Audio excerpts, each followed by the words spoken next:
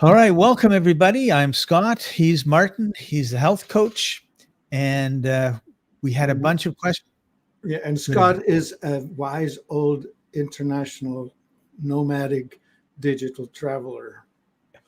Right. Just to be And clear. Martin and I have been working together for 20 years. So I've had a PhD education in functional medicine and metabolic typing. It's been awesome. Yeah. And we have some questions that came from members of the group, and we thought we would address some of them. So this is from Nemai, sorry. Advice, please, lovely people. I was put on amitriptyline. I can't spell it, sorry. I can't say it, sorry. To help me rest, sleep, but it made me put on so much weight. Has anybody been prescribed melatonin instead? Would that be better? I'm not sad, so I don't need an antidepressant. Martin, what do you think? All right, so two things. The main reason why we got here is sleep. I can't sleep. Now, that is, well, we'll discuss that. The second part is I gained a whole bunch of weight with this drug. The drug is dysregulating your autonomic nervous system. So it's messing around with all kinds of regulatory balances and functions in your body. So no wonder. I don't know that there is a drug made by the pharmaceutical industry that does not have side effects. In fact, you should probably not call them side effects. You could call them effects, because these drugs have those. They mess around or mess with your natural regulatory systems in the body. So sleep, having sleep problems is also an autonomic regulation issue. The autonomic nervous system has two branches: fight or flight, and rest, repair, digest. The first word was rest. It could have been sleep. So when you're in the sympathetic, the fight or flight side of it, you are preparing to fight for your life. Your blood pressure goes up, your digestion shuts down, your pupils dilate so you can see better peripheral vision and all kinds of stuff. Like you are ready to engage. And that's the fight or flight, which would be run away. There are two other sides to it. They are known as fawn and freeze. And you can see that, especially with kittens. If ever you take a kitten and pick it up by the scruff of his neck and hold it up, it goes limp. This same thing happens to humans, actually. If you grab them like this, they actually go limp. And some people respond to stress that way. They just either freeze, as in unable to move, or fawn, which means they just fold. Fainting is one of those responses, all of which we do not want. We want you in the rest, repair, digest, the parasympathetic. And that is associated with blood pressure dropping, digestion moving along, and all kinds of repairs taking place in the body. So now, how do you trigger the balance between the sympathetic and parasympathetic? So for one, minerals. Calcium activates the sympathetic. Magnesium gets you into the parasympathetic. So taking a soak in magnesium, whether it's a bath soak, foot soak, or even oral, magnesium will slow you down and help you relax. The other is sodium, potassium. Typically, you need more potassium for this. It may make you feel more relaxed as well. Further to that, if you have vagus system dysregulation, vagus nerve is the nerve that leaves just under your ear in the back of your skull and runs two branches through the body, connecting all major muscles, all major organs, and collecting the peripheral information, sending it back to the brain, and then the brain evaluating it and sending then activation signals to that. It's the vagus nerve that controls the sympathetic, parasympathetic balance of the autonomic nervous system. So I mentioned minerals, push magnesium. Nutritionally, the most parasympathizing nutrient we know is chlorophyll. So you can push green things. Make your dinner really rich in green things, or have you can get a bottle of chlorella powder from us, mix it with water or juice, drink it after dinner or with dinner. And then the third one, you need to know your metabolic type, because you have one of two dominances, either autonomic or oxidizer. Oxidizers get relaxed with fat and protein, while autonomics get relaxed with carbohydrates, and vice versa, meaning it's completely opposite. If you're an autonomic and eat fat, you're going to get anxious, nervous, and definitely not sleepy. And if you're an oxidizer, you'll produce that same effect with carbohydrates. So you need to figure out which triggers you into anxiety or nervousness and which calms you down. Now, you mentioned melatonin. Absolutely, melatonin is great. That's the hormone that gets released when the lights go out. And by all means, use it. It's great. It's a trigger to put you to sleep. Good many people wake up between 1 and 3 a.m., usually closer to 3 a.m. It's their adrenals waking them up because there's not enough glucose or glycogen available in circulation. The reason for that, your liver is busy doing other things from 1 a.m. to 3 a.m. in your time zone. And if you don't have enough stored energy, you will wake up. And you need to feed the body. And you need to feed it the stuff that calms you down. That would be a good start for sleep.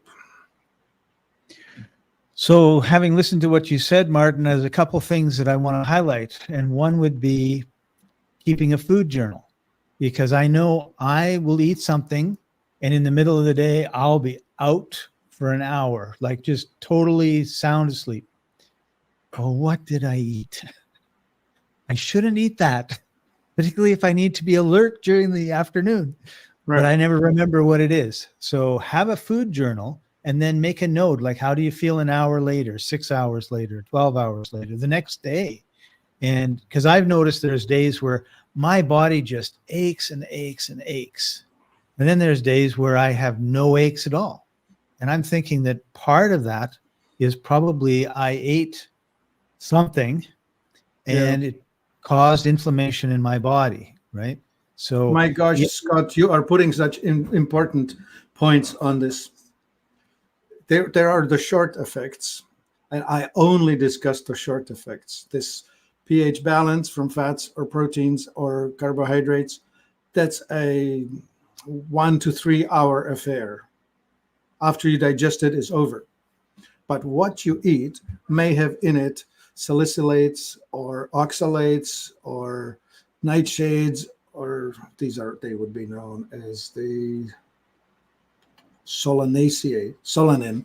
That's the alkaloid with which the nightshade plants make you feel awful if you suffer from that. But anyway, so these ones, they last longer. So if you have a salicylate problem, it will create friction in your body. It will create either a direct allergic or allergic-like reaction in your body. And you'll be irritated, irritable, unable to settle, having all kinds of issues. So that was really well caught, Scott.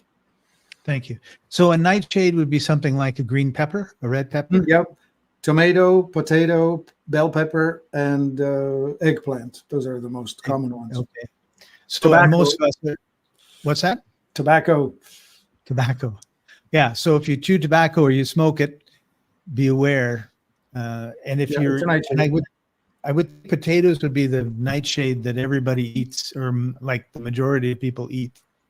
So if you're eating lots of, like French fries and chips and all the rest of it, right? So yeah, if like you're eating, for example, my body has a tolerance level to it.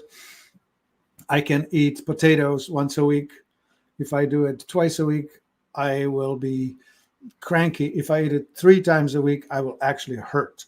So that's my body. Your body may be different. You may eat potatoes and hurt for 3 weeks. right, or not be able to sleep. Yeah, also possible. So the problem with not being able to rest, not being able to sleep, would that be, oftentimes we talk about acidic and alkaline. Thank you. So I know when I get too alkaline, I just I'm just chill, man, and I sleep. Yeah, exactly. That's sympathetic, parasympathetic, fight, flight versus rest, repair. That also is a pH balance issue. The acidity is the sympathetic side, the fight or flight. The acidity, the alkalinity is the rest and repair, the parasympathetic side. So if we're not resting, like Mimi's not resting, then is that, I think she put on a lot of weight, probably partly because of the drug and partly because if you're not resting, your body can't metabolize it just stores everything, right? Mm. Oh dear. Well, so there are these signaling hormones that float around in our human body, specifically ghrelin and leptin. Leptin is the signaling molecule that your brain needs to get that says, I'm full. Ghrelin is the signaling molecule that says, you're hungry, eat more. So if the signaling is put out of whack, you will be eating because the brain says, we're starving, feed us, even though you're not. It's the signaling that's wrong. Right. So then you're overeating. Yeah, absolutely. You'll be pushing more food because if you take your time and wait for the signal, the ghrelin wakes you up and says, feed me. And then you start eating, and the leptin is supposed to rise up and reach your brain to say, we've had enough. And that whole situation will somehow fail when you mess around with it with drugs. Right. Cool. So I think we've covered it. Try not to get on drugs. Make sure you rest. Do a food journal, which tells you, and I think you made a great point about long term, right? Like if someone can eat a potato and be sore for 3 weeks, then you have to kind of look back and say, okay, what did I eat today and what happened today that was different? Like if you're feeling fine and then you eat something and you're sound asleep in the middle of the day, you can probably say what you ate in the last little while. That's a pH thing, yeah. Yeah, there's one other thing, which is the histaminic thing, right? So if you, for example, are unable to sleep and take a antihistamine, and you have a nice sleep, there's your answer. It's the histamine signaling that you have a problem with, and you need to solve that, whichever it is that's triggering the histamine release. And the release is a response to something that's going on inside of your body, whether you put something in or you thought of something. Like you could create a histamine response just by reliving some type of an experience. Oh, so when you're kind of like fading in and out, you're not unconscious, but you're sort of daydreaming, and it goes to some event. Like this happened to me today. It was like, why did I remember this unpleasant event? Right?